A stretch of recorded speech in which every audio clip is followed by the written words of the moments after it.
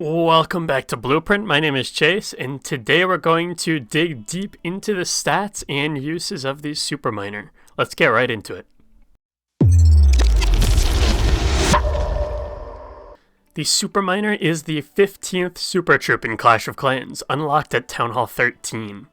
Channeling the power of the mighty mustache, the Super Miner can ramp up its damage similar to that of the Inferno Dragon, from 200 to 600 DPS. It is a fairly tanky troop with 3,200 hit points and a very fast movement speed of 32, comparable to a minion. It also takes up 24 camp spaces, which is the equivalent of 4 regular miners. Its special ability is called Last Blast and functions like the Town Hall explosion, where the Super Miner deals 1,800 damage in a 2-tile radius when it dies. Now, enough shoveling stats at you, let's talk about strengths. The main one being its hit points. Super Miners can survive a lot of damage and can plow through defenses that regular miners struggle with. This will help them survive the core of ring bases in a Queen Charge hybrid attack with all that stacked damage piled together.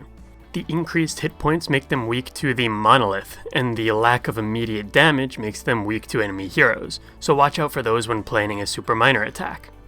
The death damage can be very useful when dealing with a compact base, but the range is so small that it won't affect too many buildings. Stat-wise, the Super Miner is almost identical to 4 regular miners, which makes using the Super Miner even less desirable.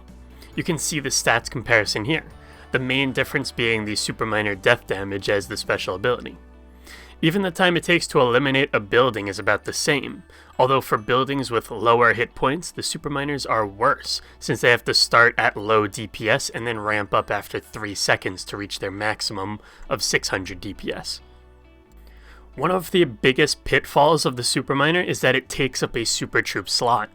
You currently only get 2 Super Troops at a time, so if that gets increased in the future, then they might be a better option. But right now I would rather have Super Wall Breakers and Sneaky Goblins for a hybrid attack. On any Queen Charge, you want to create a funnel with as few troops as possible, so Sneaky Goblins are amazing for those funnels. The Super Miner stats don't really justify a Super Troop slot just yet, when 4 regular miners have around the same stats. Also, the meta kind of favors more units on the map to spread the damage among all the troops instead of all the defenses targeting only a few troops. Overall, while the hit points are nice, the damage dealt brings the Super Miner back down to earth. They can feel very underwhelming at times since its main ability only comes into effect when it dies.